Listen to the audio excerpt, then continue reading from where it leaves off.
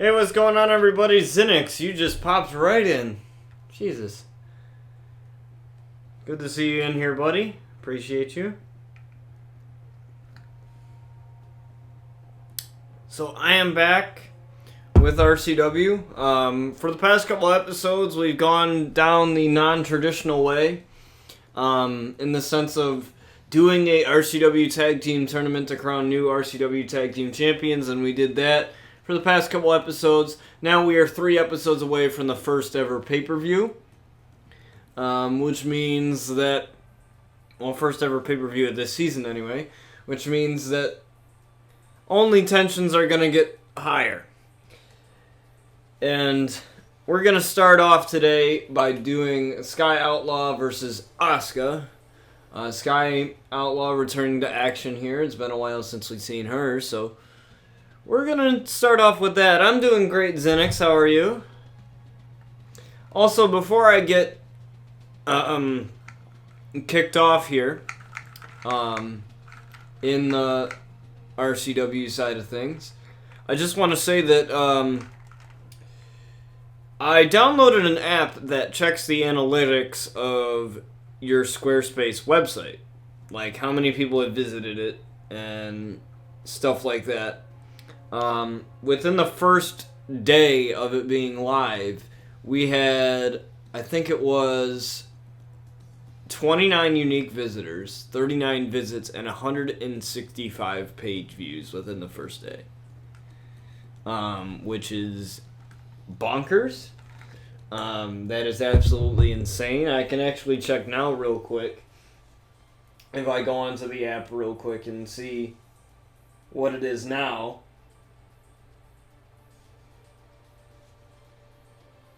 So it is now at 32 unique visitors, 43 visits, and 177 page views right now. Which is insane because it's only been live for a couple days. And those aren't huge numbers by any means. But for it only being live for a couple of days and to know just how much engagement it is getting is pretty insane. And I'm happy about it.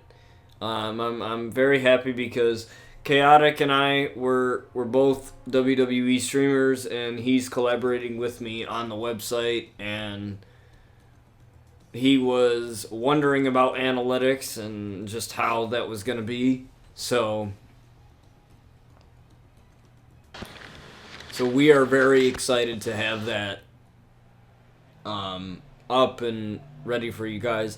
I also have another blog up. I shared it on my Twitter. It is about Chris Jericho and his rise in AEW and why AEW is basically the talk of the wrestling industry.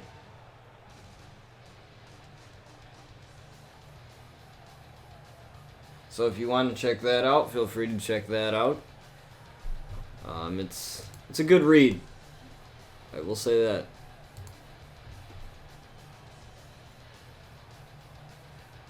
And Sky Outlaw comes out here ready to take on the Empress of Tomorrow, Asuka.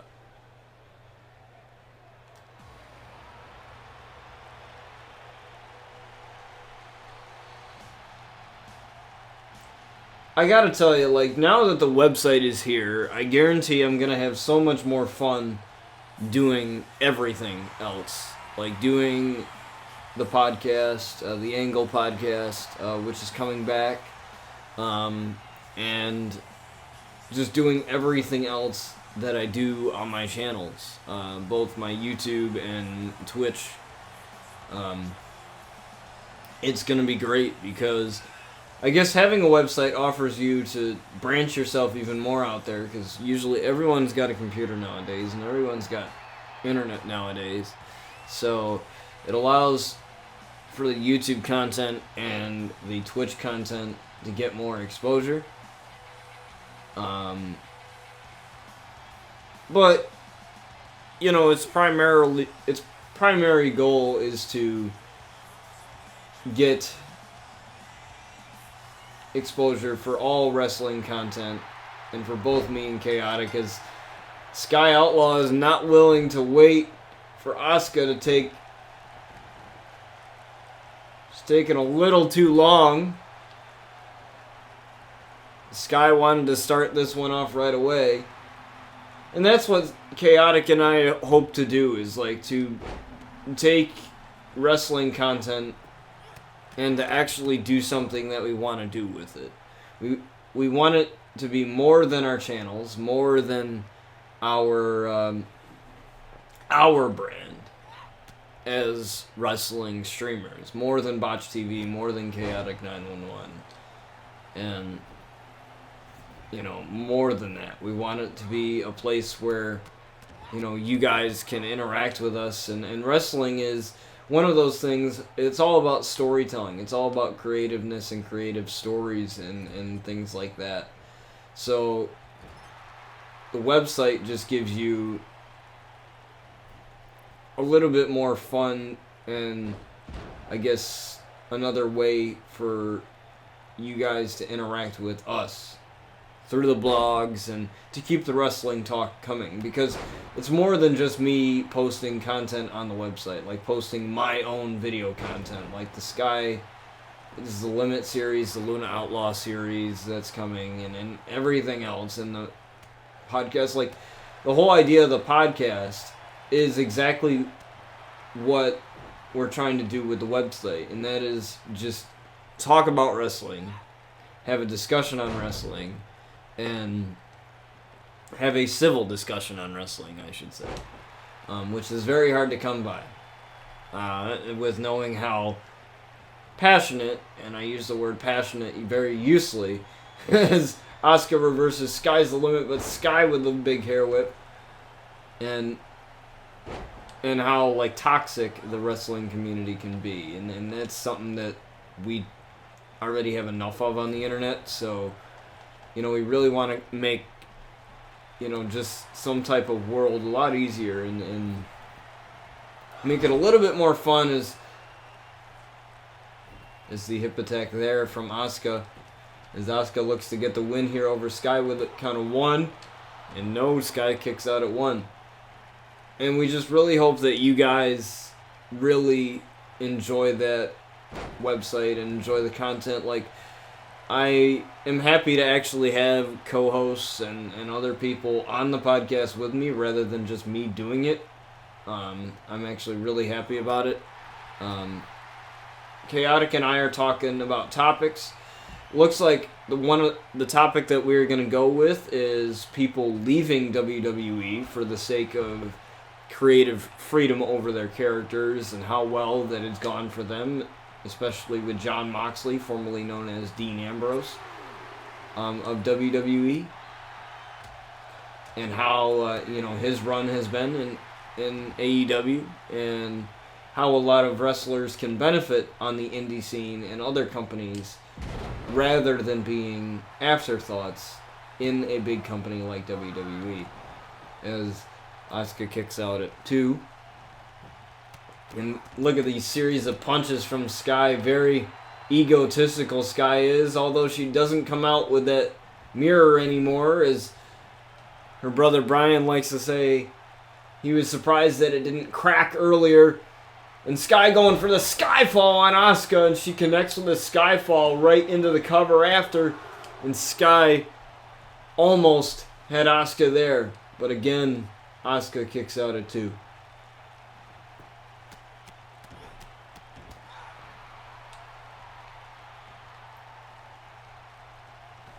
I'm actually going to make a Target trip to my local Target, because I saw that they had all the Star Wars movies, and I have to still pick up some of the Star Wars movies that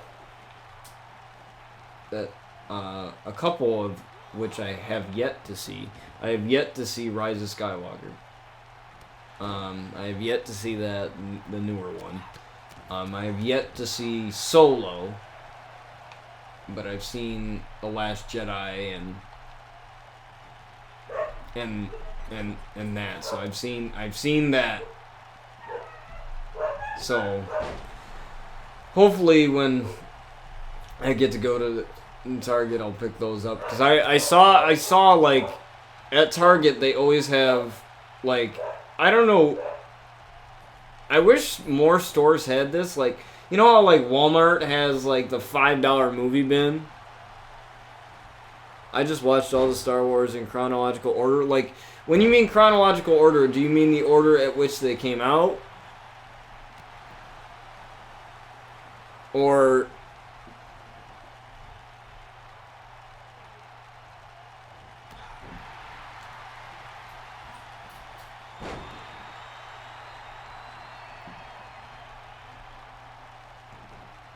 No, chronological order as far as the time frame of the story.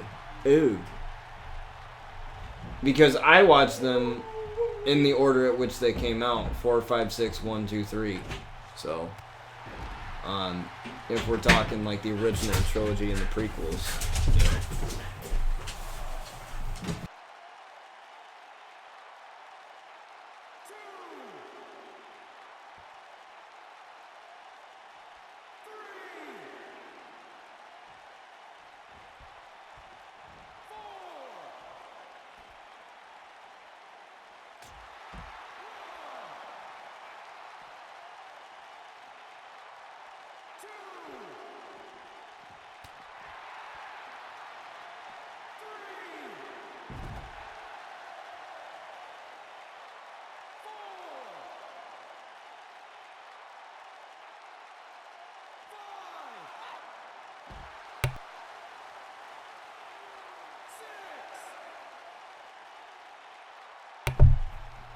Done that before, but it's nice to have the story fit together. Sometimes it's hard for my brain to jump around the timeline. Yeah, it is difficult.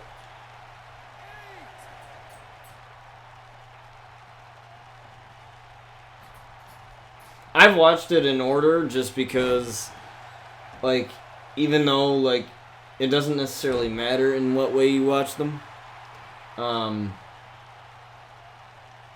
You know, I've watched it in order just because that's what I've always done. I have yet to see Solo. I've heard it's really good, though. I definitely want to see that. I've enjoyed the spin-offs a lot more than I've enjoyed the actual new trilogy itself. The only thing I like about the new trilogy is Daisy Ridley, and that's it. I don't like anything else about it. Really too much. This guy gets the win here over Asuka. I mean, that's just my opinion, only because they just basically copied and pasted the frickin' Skywalker story, and that's basically what they did. They revived the Skywalker story and just told it through a female perspective.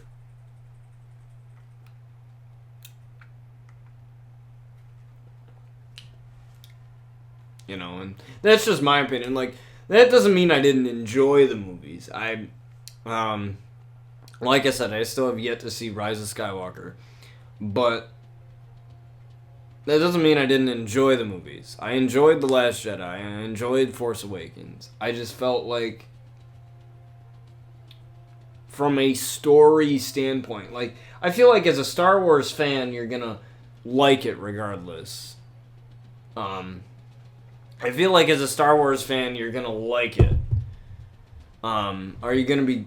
But from a person who has followed the story and, you know, who values the story of legit anything, but especially the story and the timeline of the Star Wars universe, I did not like the new trilogy. As much as... Now, if they did something, like, different with Rey... Now, if they did something like The Mandalorian, where it's, like, after everything, and it's a whole new story and everything, I would have been cool with it.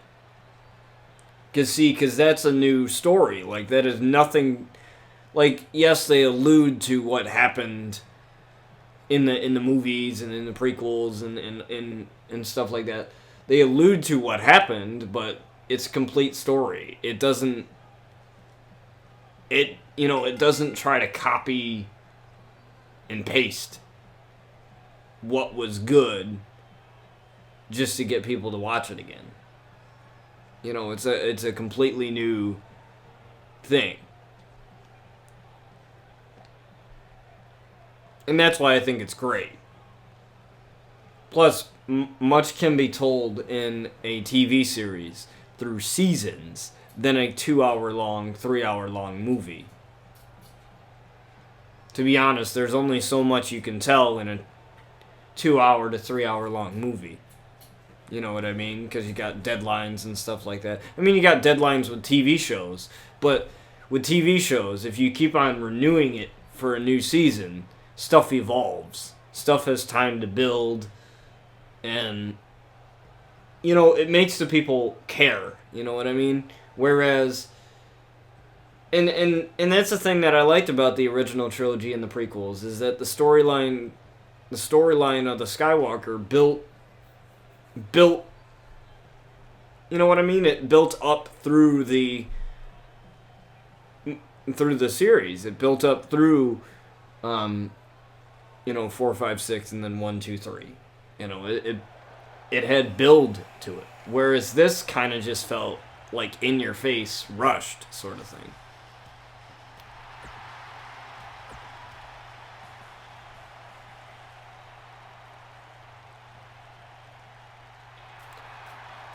Is I think this is the first time we've seen Luna and Paige team up together. I'm not if I'm correct, as Bailey comes out here.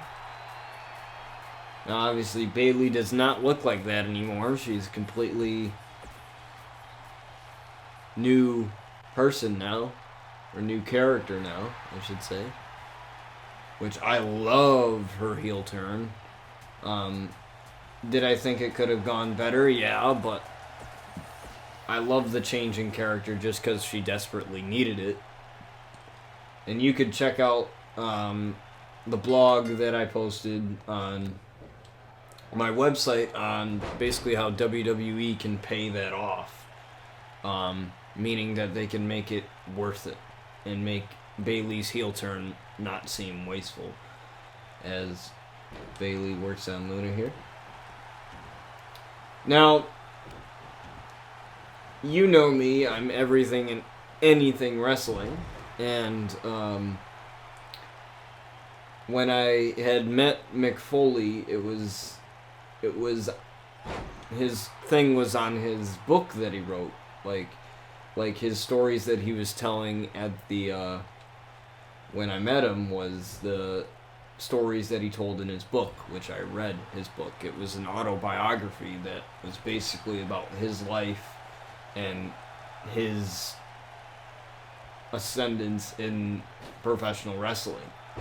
And so that got me thinking, because Jim Ross, JR, literally the greatest wrestling commentator ever, wrote his book. It's called Slobberknocker, which is one of the terms he always used to use. What is Slobberknocker? You know, one of the terms that he always used to say whenever he commentated matches. And it's called My Life in Wrestling, and I actually ordered it on Amazon because I wanted to read it. And I'm not a big reader at all. I don't read nothing. I probably read comic books, and that's probably the most reading I ever do within forever. You know, I don't do a lot of reading at all. Unless you count, like, reading, like, Star Wars articles on, like, new Disney Plus series, like, little articles or whatever. I don't really do a lot of reading. I'm more of a writer, less of a reader. You know, than I... But I love anything and everything wrestling, and I think that JR's life is very satisfying, like, in, like, learning about, and he talks about it, on his podcast a lot. I listen to his Grillin' JR podcast, and it's, literally, I could listen to JR's voice all day, because he just has that voice that is amazing, and that you can just listen to all freaking day. But I think it's just the way he talks about wrestling that intrigues me, because the man's almost 70 years old. He's 68. He just turned 68 a couple days ago. And the passion in this man is ridiculous. Like, most people would have retired a long time ago. You know, and he has the money to do that. But he chose not to. You know, he wanted to be in wrestling for as long as he can. No, I don't even think he would care if he died right at the commentary table. Like, I think he would be completely fine with that. You know, and just because of the passion that he has. And his new book, Under the Black Hat, is supposed to come out in March, which happens to be the same month that I'm going to meet him. So I want to read this one before I read the other one.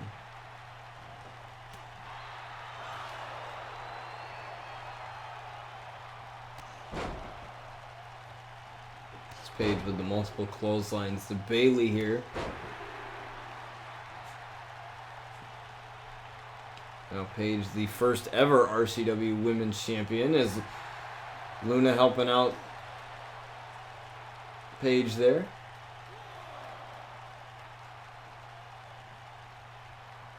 Now you may remember, if you go all the way back to, I believe it was RCW Season 2, you will see a rivalry between Sky Outlaw and Paige, or the Paige versus the Outlaws rivalry. It's Bailey with the big knee.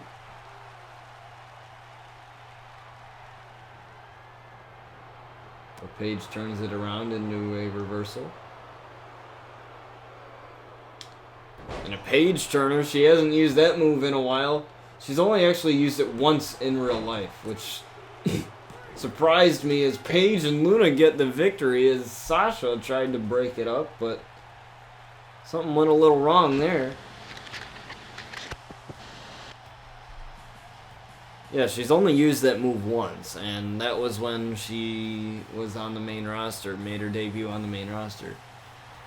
There is a huge rumor going on surrounding Paige right now, where she's supposed to return at the Royal Rumble this month. And as you know, I'm a hardcore Paige fan. I absolutely love Paige. But I don't see it happening. The reason why I don't see it happening is simply because her neck is too messed up to return. Her neck is just too bad. And her spine is just too bad to be ever in the ring again.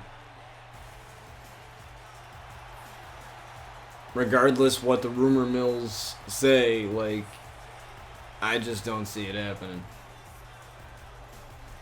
As much as I want it to. Because Paige was 25 when she retired, so she had to retire due to injury, and that's honestly the worst way to go. Like,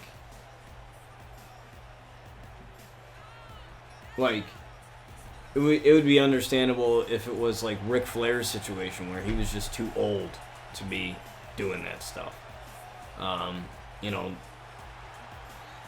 he had his years in the ring, but to have years taken away because of your injury, that's a whole new thing.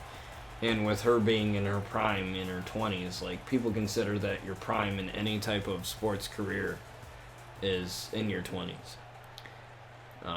And with her still being in her 20s, she's 27 now. But with her being in her prime still, and her not being able to get to have the chance to do those things that she's always wanted to do, like participate in the Women's Royal Rumble match, And considering all that she did leading up to that point, like, honestly, if I think Paige didn't join WWE, none of this women's revolution stuff would have existed. You wouldn't see women in Royal Rumble matches. You wouldn't see women in TLC matches or any of that stuff if Paige and AJ Lee weren't there. Simply because of just what they did and what they stood for in their characters and what they wanted to happen in wrestling. In the biggest wrestling company in the world being WWE. And I would love to see her come back, but I just don't see it. I literally said, like, if that happens, I'm literally gonna lose it. I'm gonna lose it if that ends up happening. As Cedric Alexander and Lio Rush start this one off here, I'm literally, like, I've lost it many, many times before. When Rey Mysterio came back at the Royal Rumble, I lost my mind. When he came back to WWE, I literally lost my mind as a forearm there by Cedric Alexander. But if Paige comes back and has some, like, comeback story like Daniel Bryan did, that would be something. But I think she would need a new back and a new neck for that to happen. Honestly. Even my back is in better shape than hers is. So, you know, and my back sucks. So, let's just say if that were possible, I wish I could donate it to her. Just so that she could do what she loved again, but kick to the side of the face here from Lio Rush, and Cedric Alexander is on a roll here. Now we have our main event tonight with Seth Rollins and Zero, the RCW World Champion.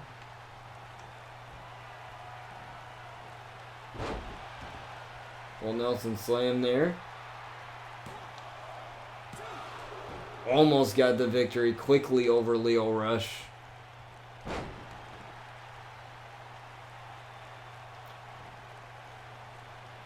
So with this, I'll provide a little bit of updates on the tournament, the community tournament that Chaotic is hosting, that I'm a part of, that I'm helping him out with, along with Deafest Violator. He said that he wants to do it by next Saturday, not this Saturday. But next Saturday. You know, he still needs a couple of male wrestlers still. But that's like his goal. That's his primary goal, is to have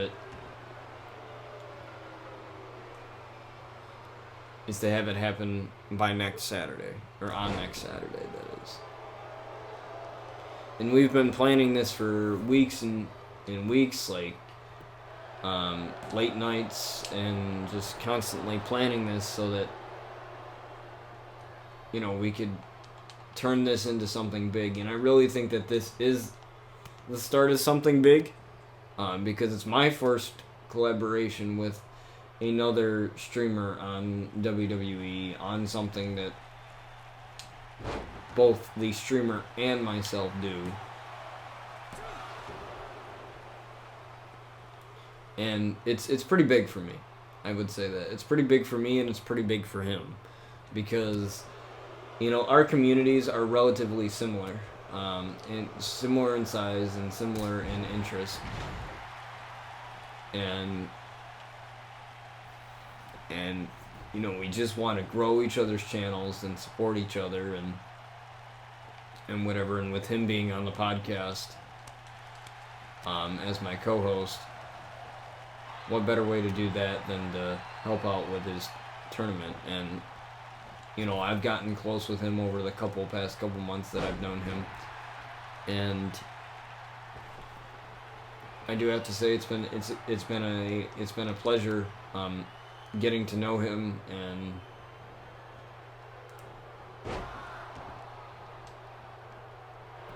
all that. So as Lio Rush looks to get a comeback victory here on Cedric Alexander, and Cedric Alexander kicks out.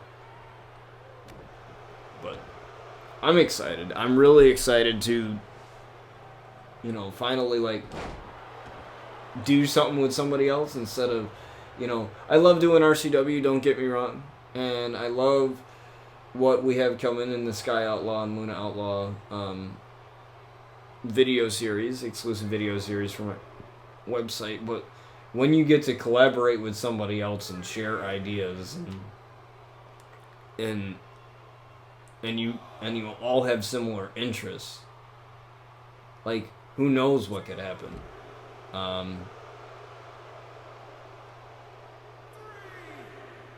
I've seen you know, Slev with, you know, Hakeem, being able to work with him to further his stream, like, you know, with his new intro screen and stuff like that. Like, little things like that, like, open the door for other opportunities. Like, it's like with Zenix and I, like, Zenix did a thing for me. He did I think it's still there. I think if you hit Command Outlaw, you'll hear it. But he did a announcing thing for me, which he just totally knocked the park out of. It should be there. And if it doesn't work, I'll figure out why. It's been a while since I've used the Streamlabs bot, so I'll figure out why it's not doing that, and I'll fix it. Because I still have the file with me, so all I gotta do is fix it.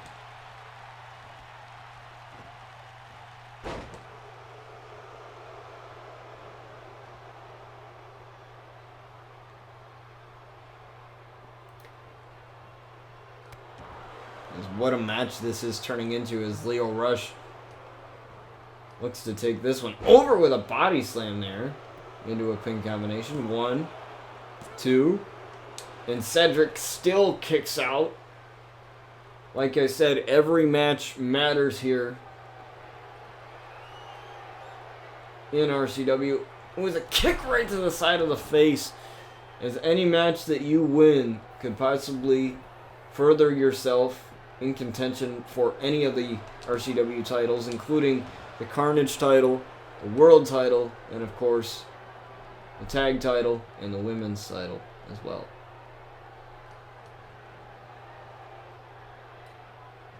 Popping him up, but Cedric gets out of it very quick. And Cedric dropping Lio Rush face first.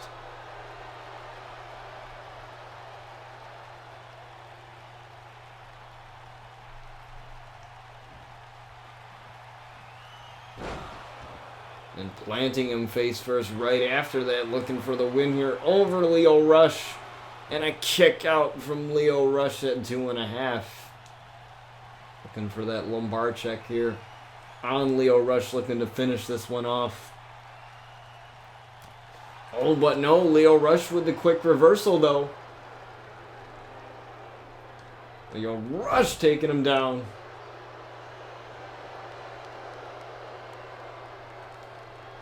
And now Lio Rush looking for that kick to the side of the face again. And it connects. Kick right to the side of the face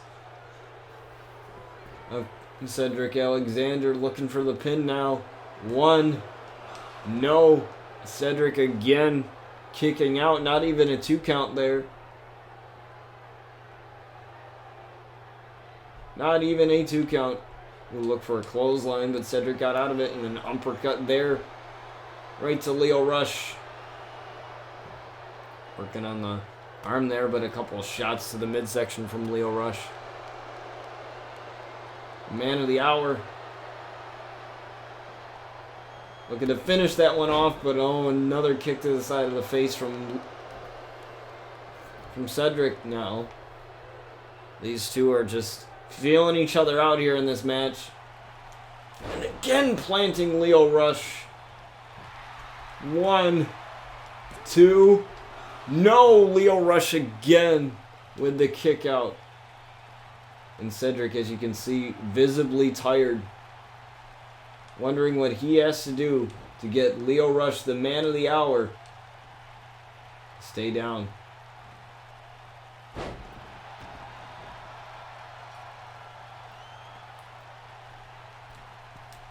Going up top now. And the splash on Lio Rush. The splash on Lio Rush and a kick out at 2. Looking for the lumbar check again. But no, Lio Rush with the reversal again. Another reversal into an inverted DDT.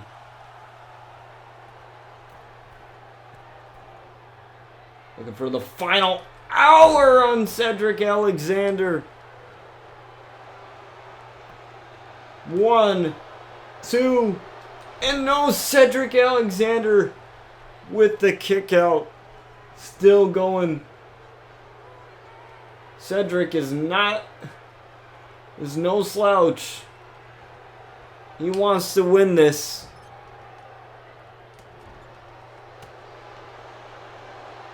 And if Lio wants to win this, he's going to have to find a way to slow down Cedric Alexander. Slow down the momentum. Keep him grounded. Now trying to connect with that lumbar check. Lumbar check finally connecting on Lio Rush. And Lio Rush kicked out. You kick out of the man of the hour, I'll kick out of the lumbar check. That may have just pumped up Cedric Alexander. He knows what he needs to do to win this match. He knows what's at stake here. Lio Rush gets taken down and a kip up. What a sequence there from Cedric Alexander.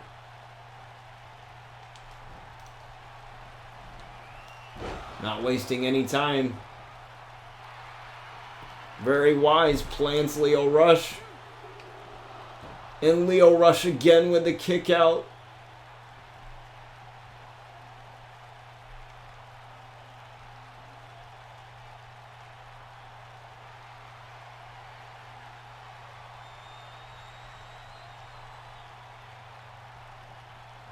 Looking for the lumbar check again and connects a second time. Middle of the ring, nowhere for Lio Rush to go. And Cedric is finally able to get the victory. A hard-fought one, I may add. But take no credit away from Lio Rush. As what a match that was. These two men beating the hell out of each other. And Cedric Alexander getting the victory. And that definitely will put him in the rankings for a future title opportunity.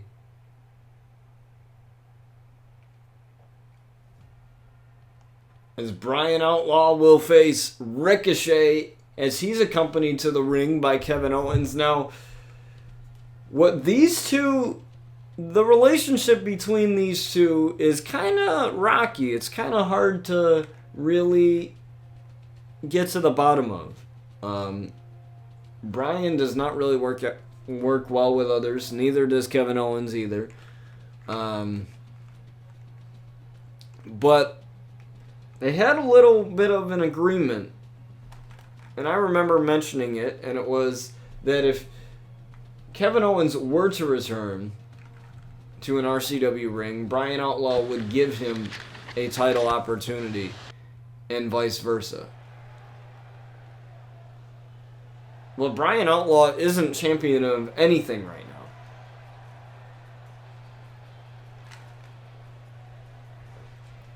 He doesn't have a title right now.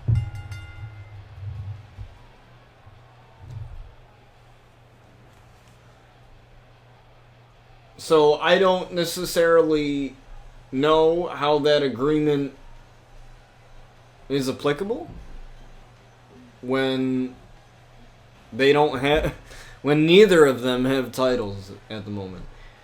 Does that mean that if Brian ever earns a title, Kevin Owens is going to give him, or Brian's going to give Kevin Owens a shot at that title because he said, I want a one-on-one match with you if you get a title. But to me, I would have just asked for the one-on-one match. You know, Brian's a simple man. He won't turn down a challenge. Any of the Outlaws won't. But Kevin Owens said explicitly for a title. So, I don't know. As the one and only Ricochet makes his way out here now, he is wrestling's resident superhero. And he sure does act like one with how he flies around the ring.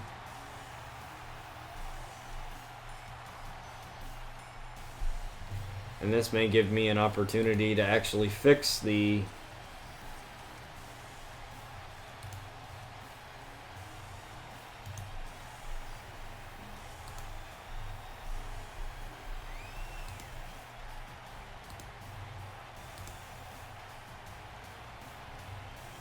oh, that's why.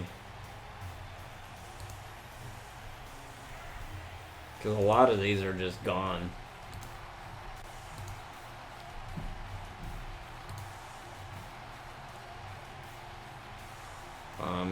Okay, so we're just gonna do this real quick.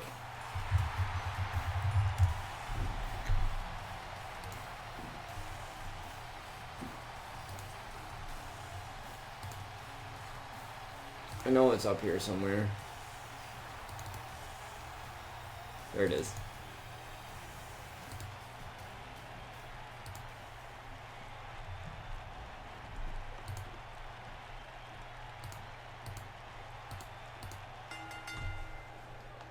I think it should work now, hopefully. Let me try it.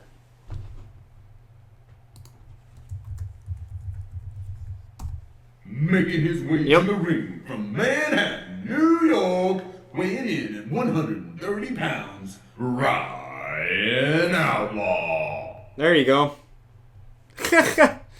It works now. I just had to fix it.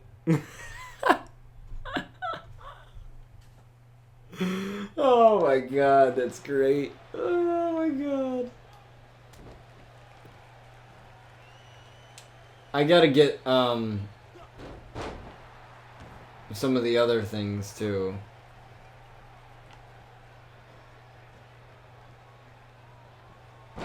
I gotta like think of some other like sound bites to do, because I don't want the same ones as I had before. I just know that I had that one saved because I used it once. I think once for the My Career Universe mode. I used it once. This Ricochet is definitely taking it to Brian Outlaw right now.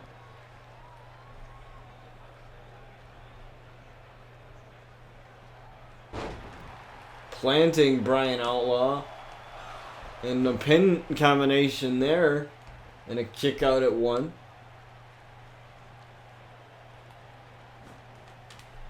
Brian Outlaw in some trouble here, but Brian Outlaw gets out of it real quick. And Ricochet trying for a cutter, but no. And a Lefez press there on Ricochet. As Brian's got to come back in this uppercut there. Oh, and a spear, but no, a DDT. Ricochet got out of the way of a monstrous spear, of what would have been a monstrous spear anyway. Now wrenching on the ankle, it looks like. Not going to be able to walk with a twisted ankle. I know how those feel. And plants Brian Outlaw on the back of his head. Oh, but a distraction there from Kevin Owens. Looks like it didn't really pay off too much. But Brian with the quick strikes and a basement dropkick. A basement dropkick.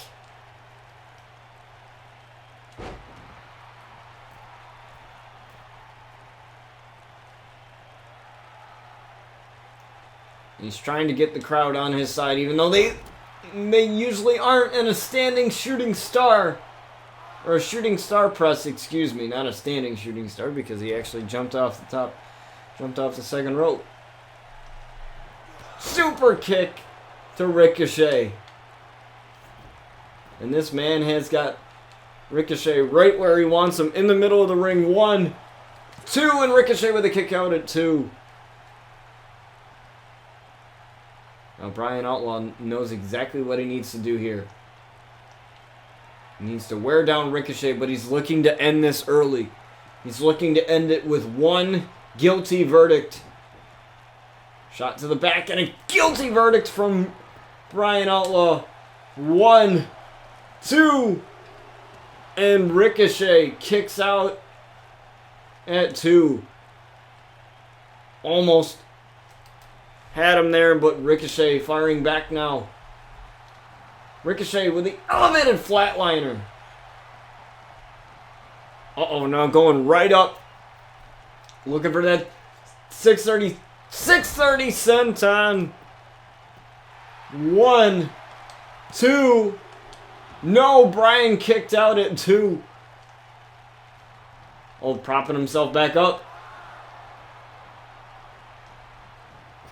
Kick and another kick.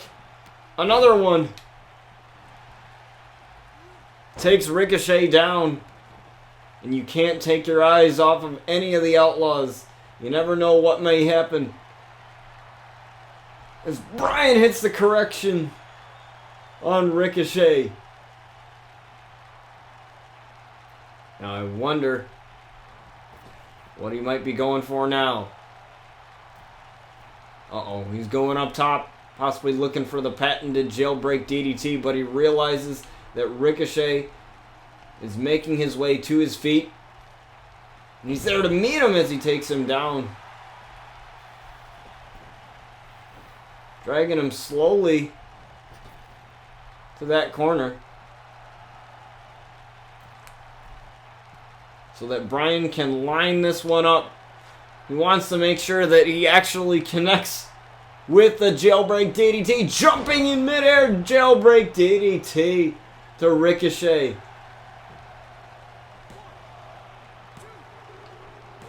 And Brian has beaten the one and only. Now you could possibly say that having Kevin Owens out here as an insurance policy had something to do with it, but he only got involved once, and it didn't really help out Brian in this match at all.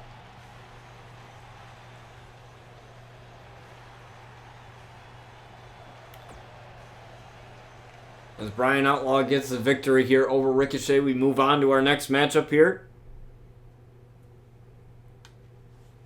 And it is our main event. It is Seth Rollins versus the RCW World Champion Zero.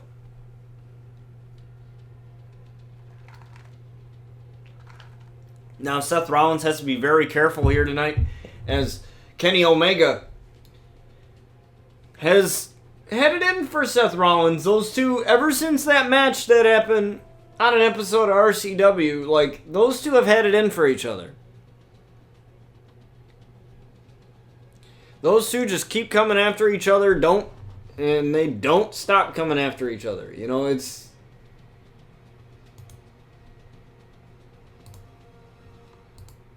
I don't want to remove all commands. I just want to remove the ones that I know don't work anymore.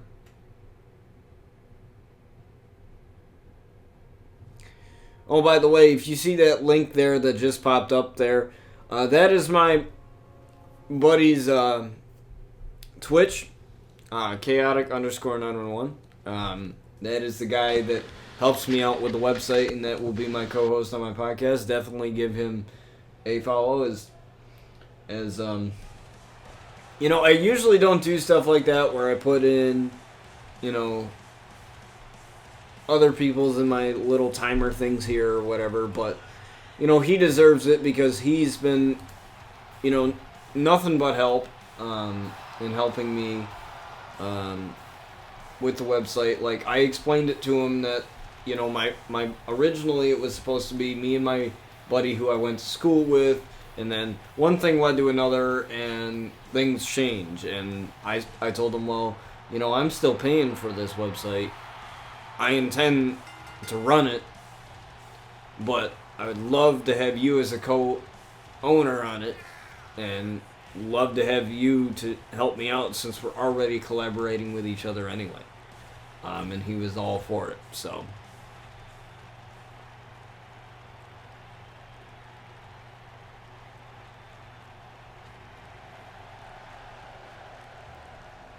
As Zero makes his way out here, the RCW World Champion.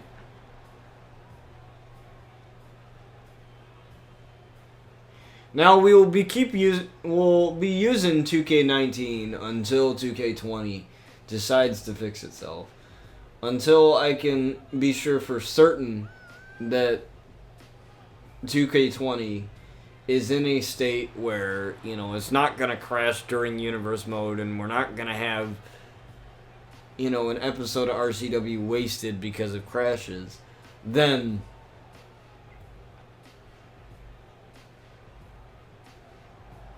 I can be sure. We will move over to 2K20.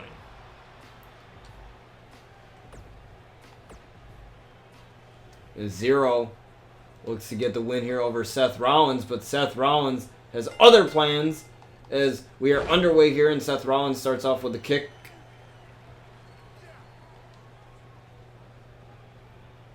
Irish whip into the corner now. Ooh, shoulder first into the ring post. Now Seth Rollins just taking it to the RCW World Champion. And now, as far as I know, there are no challengers yet for that precious title that he was coming out with around his waist. And Seth Rollins let go of that submission real quick as he realized that Zero possibly was finding a way out. Irish whip into the ropes. Tried for a kick, but no. Zero now. Zero with a spine buster to Seth Rollins. But Seth Rollins with the quick reversal, though. Seth Rollins with a kick. Couple of strikes, but looked to appear like an elbow from Zero there. Stopped all that of what would have been a couple strikes. Ooh, but a Samoan drop. What a huge Samoan drop there from the RCW World Champion. Picking him up and throwing him down is Zero. 1, 2.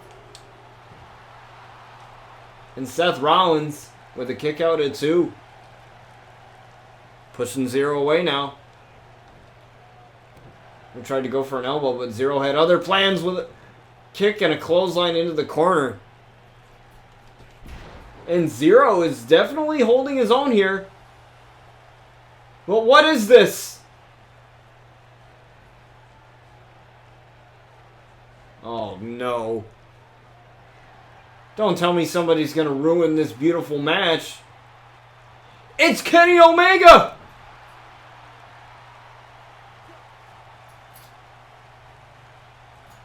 Kenny Omega with a one-winged angel!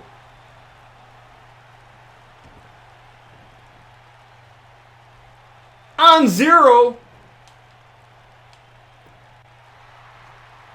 And Seth Rollins going for the cover. And Zero kicked out. I don't know if that was originally meant for Seth Rollins or just some sort of message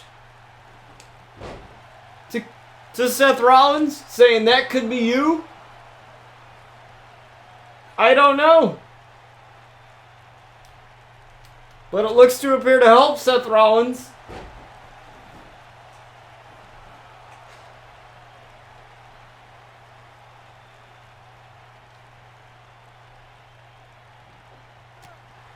Ooh, but Seth Rollins now. Seth Rollins with a punch and a springboard knee strike, but no, a basement drop kick. Right there, a drop kick right to the legs of Seth Rollins.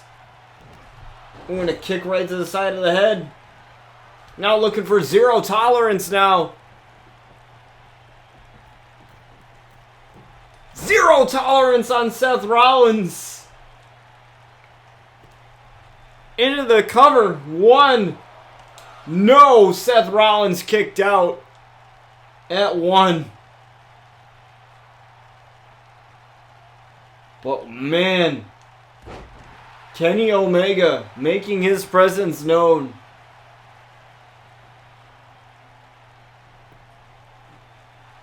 And again, going for the cover. Referee has to get in position here. 1.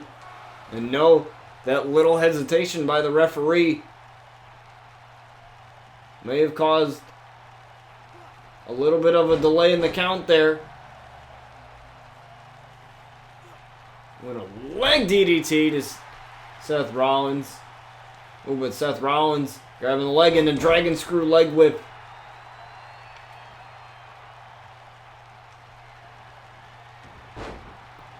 And a big super kick to Zero. Trying to find a way to win over the champion. 2.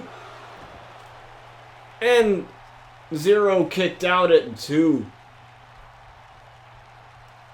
Who picks him up now? Oh, but Zero with an arm drag. Reversal there. Seth Rollins. Small package. Into a cover. 1. 2. And again, Zero kicks out. He dropped right to the face, and that busted him wide open. Maybe that mask will start to get some bloody stains. Irish whip to the corner and tried for a clothesline, but no, Zero got out of the way. And another kick to the side of the face.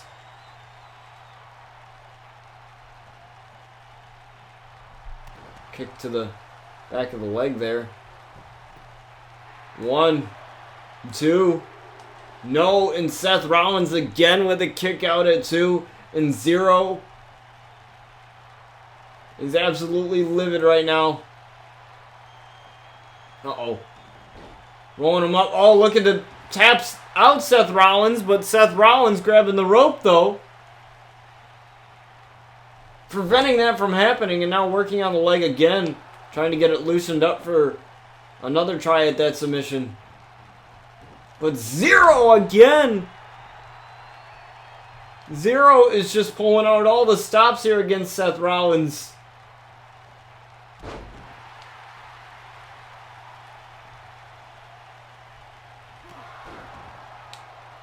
And now Zero taking Seth Rollins down now. This is exactly what Zero wants here.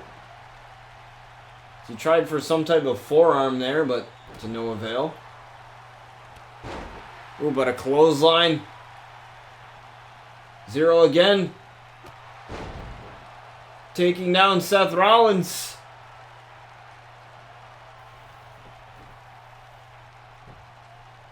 Cover. 1, 2. And no, Seth Rollins again with the kick out.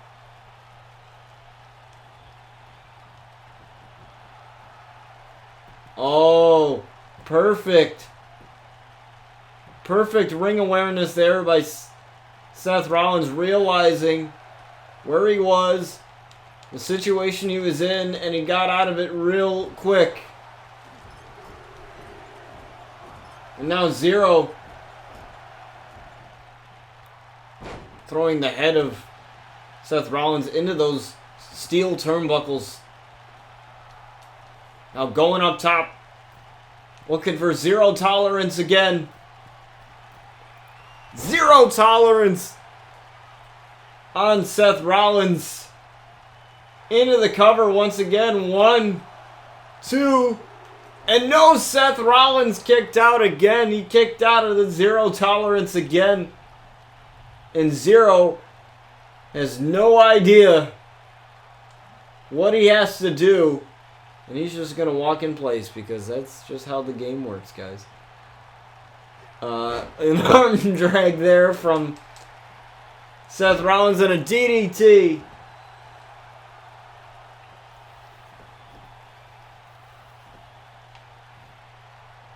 Seth Rollins knows what he needs to do here. He's looking for that curb stomp. Maybe a message to Kenny Omega.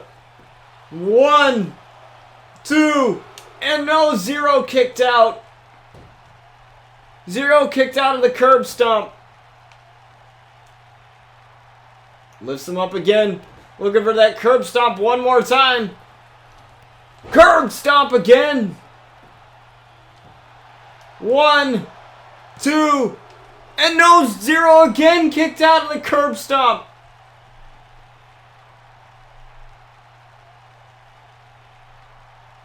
Zero is refusing to go down without a fight. And so is Seth Rollins. Knees, or no, standing shooting star. I thought he was going to go for the knees. Ooh, but an elbow, and look at that blood on the chest as he continues to punish Zero here.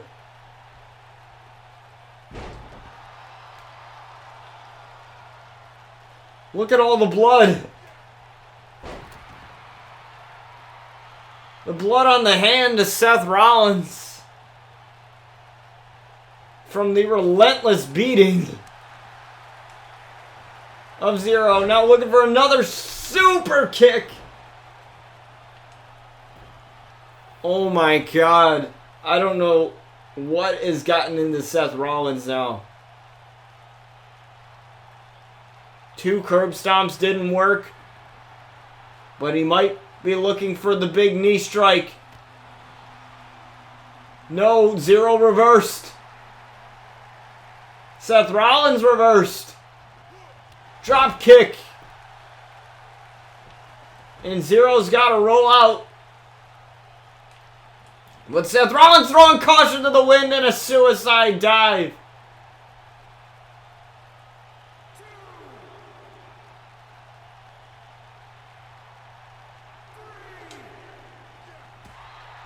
Now just throwing him face first into the apron.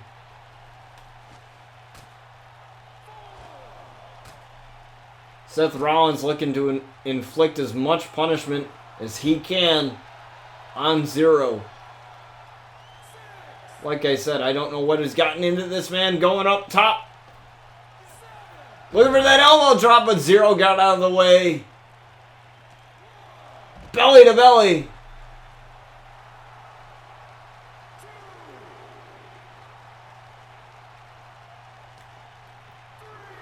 Tossed into the table.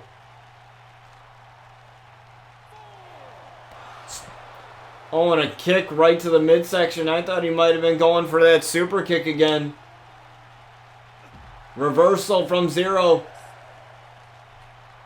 Belly to belly, but no. Seth Rollins with a quick reversal, getting out of it. Heads back into the ring. And heads right back out.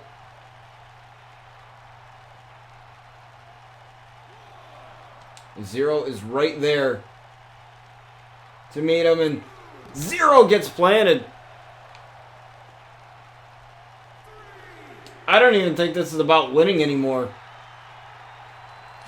I think he was so infuriated by the message sent by Kenny Omega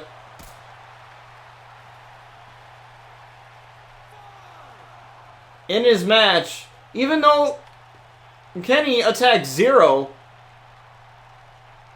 instead of Seth,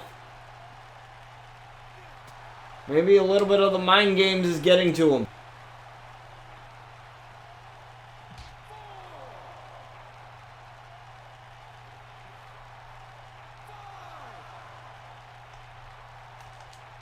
Is Seth Rollins looking to finish Zero here?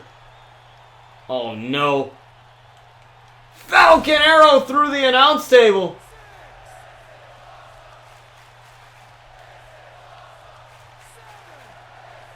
Count of 7.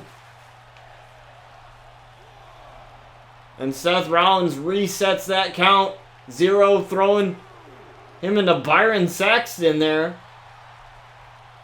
Reversal. And now these two men have to get back in the ring one way or the other. And they do. The only way to win this is in the ring. Look at the plan. Zero, but a clothesline. Zero doesn't seem fazed by that at all. Zero tolerance. Seth Rollins was looking to get the victory over Zero here, but I think it's going to be turned around. But Seth kicked out at 2.5.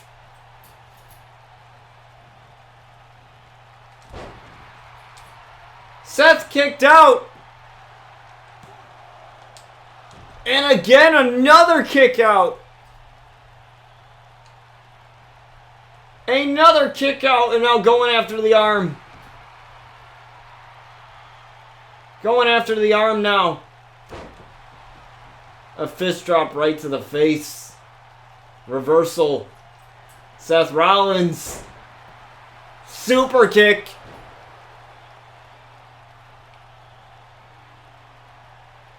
And he's looking for the final exclamation point here. Looking for another curb stomp. 1, 2, and Zero kicked out of the curb stomp again.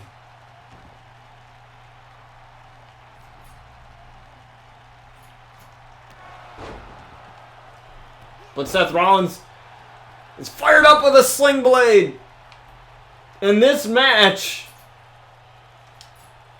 is absolutely bonkers. Now going for another super kick.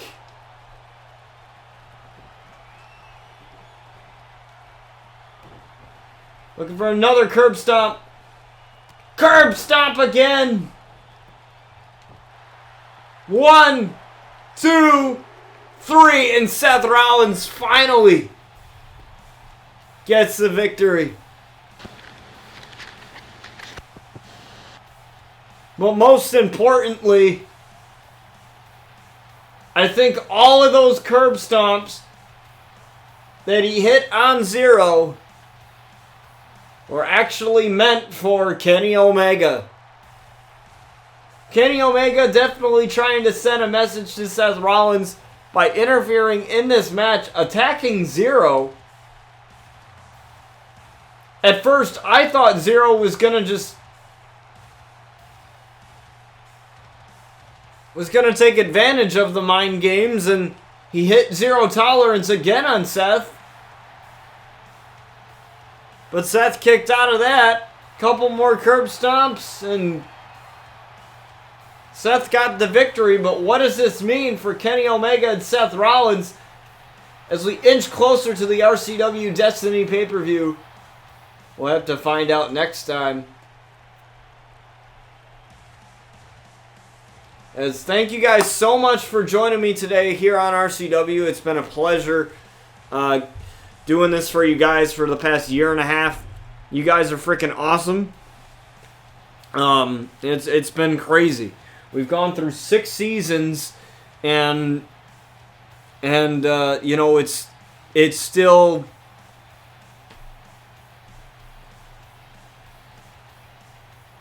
we're still the best. You know, to me, this is like gotten to the point where making his way to the ring from Manhattan, of course, New York, weighing in 130 pounds, Ryan Outlaw. I can't do it as deep as you do, but It works. But like I was saying, this has become a part of my life that so much that I never thought it would be. Like, this is just a video game and me commentating wrestling matches and me booking and me writing stories and stuff like that. Like, me, I've always been a creative person. That's how I've always been.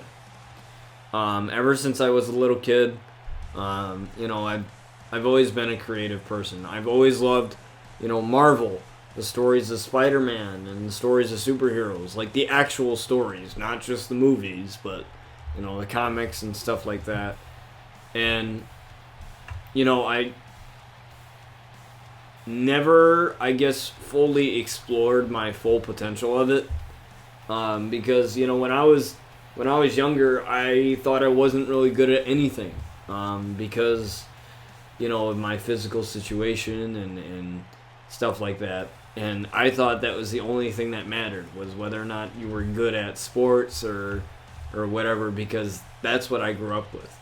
I grew up in a school where, being in sports was more important than anything else, even band, or, some kids who had true talent, like true musical talent, like the only thing that ever mattered in that school, like, was sports.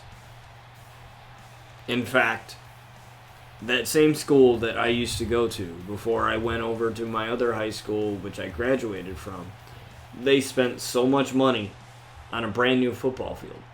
And my buddy and I, who I went to school with all through middle school, a couple years through high school, he said that there was so much more that they could have spent that money on. They were cutting programs from that school, specifically so that they could pay for that football field. And, I understand how important sports are to schools, but, there's other things in life that are more valuable. Like, you're not going to play football forever. You're not going to, wrestle forever. You're not going to do this, but, like, you can be creative forever. Like, there are some people who get burnt out because they do the content so much and they feel, or they may feel forced, and that's the worst thing that can happen to a creative person, is when they're forcing themselves to make content. But I feel that throughout this creation of RCW and throughout this universe, that you guys treat it as if it was a real wrestling show. Like, it's not like once a week like an average wrestling show is, but I love it how you guys treat it like it's an actual thing. We have, characters such as the Outlaws, who are a huge part of it, who are very, very real in their experiences, and in the sense that, they've experienced what I've experienced as a kid, and there are many real elements to them that you all can gravitate to, and I've had people personally tell me that I've helped them because of the Outlaws, that they wish that they had the energy that I have when I do this. And honestly, like, so many people are like, how do you do this? Like, not necessarily like a how-to tutorial sort of thing, but like, how do you have so much energy? How do you, do this or whatever? And I feel like when you stream, you need to have that. Like, you need to have that sort of, I'm just going to say it because it's the only word I can think of in my head right now, the character, exactly like, wrestling, Like, you need to have that character, you need to have that thing that you have. And everyone's got that character. I mean, Tony's got that, Real Fat Tony and the Stupid Bitches thing. He's got that thing. But most of all, like, don't ever lose, like, sight of yourself either. because a lot of people, as much as people love the characters that I play, and they love the whole Outlaws thing, and they love everything, I want you guys to know that part of those characters are not necessarily an act. They're not just for your amusement or for an act for TV purposes, or in this case, Twitch purposes. They are more or less of what I went through and as real as they can be. And there was at some point where I felt like, should I share this with my audience? Should I not?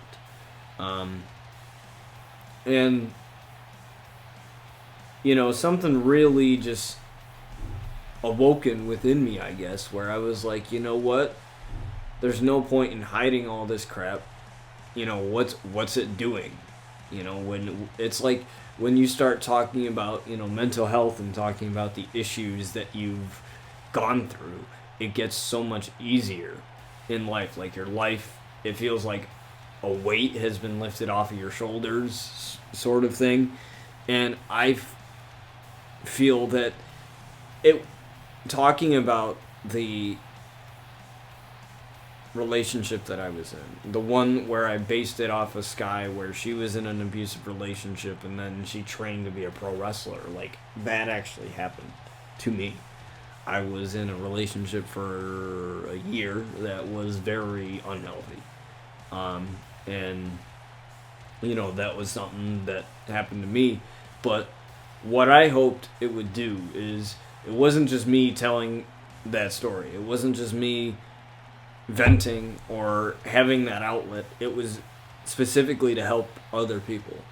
Like, if it helps me, great. If it helps me talking about it, great. Freaking fabulous. But my main goal was to help somebody that went through that, or that has been through that, through these characters. And that's why I try to make them as real as possible. That's why when somebody tells me it's just wrestling, or it's just a character, or it's just an act, I get upset over it. Because it's like, no, it's not. Like, a lot of these things are real, and in more ways than people know. And I appreciate the amount of feedback, especially with the website, and everything that we've done over a year and a half for this show. And I do these things a lot where I tell you guys this, but it needs to be said. It's something that needs to be said, and I thank you guys for allowing me to do that, and allowing me to share some of the deepest, darkest parts of myself with you guys. And being an open ear necessarily, but also allowing yourself to feel things. Because it's okay to be upset. It's okay to, be sad, be mad, whatever the frick, and that's why through the Sky Outlaw character, Sky tried to hide it behind, like, she tried to act tough, and you saw her come out with that mirror that she was so used to coming out with, with the makeup mirror. I got rid of that because for the character, it was all facade. Like, she was trying to mark up the wounds that she had from the abusive relationship, both physical and mental. Because what do you do with makeup? You cover up your imperfections. You cover up pimples, you cover up all of that stuff. And so, it was sort of, was the resurgence in the character. And I hope that you guys will love it. I hope that you guys will love it and love the Sky's the Limit story and love Luna's story. And the thing is, what's going to be different about these series is that I'm going to be doing the voiceovers of Brian Outlaw as if I was there. So I will be sort of telling the story, if you will, as you're watching it, and then it's going to kind of cut away to a match, and I'm going to commentate the match. So it's going to sound a lot different. Because when I narrate stuff, and when I do voiceovers for stuff, it's going to sound a lot different than my commentating voice and all of that. So I hope that you guys enjoy that. And what I want you guys to get out of it, really, is not only entertainment, but I want you to realize the triumph in these characters and what these characters went through, and that these things are real. And essentially, I'm telling the story in the way that I'm telling it to raise awareness of issues that I believe society likes to swipe under the rug, like domestic violence and depression and anxiety and anything having to do with mental illness or mental disorders or anything like that. So I hope within those stories that you guys that understand it, that you guys enjoy it, and you guys understand the true message. And I hope for those of you who have unfortunately experienced those things that you find some type of peace with it, that you know that other people have experienced it too, and you know that you have somebody in your corner, which is me.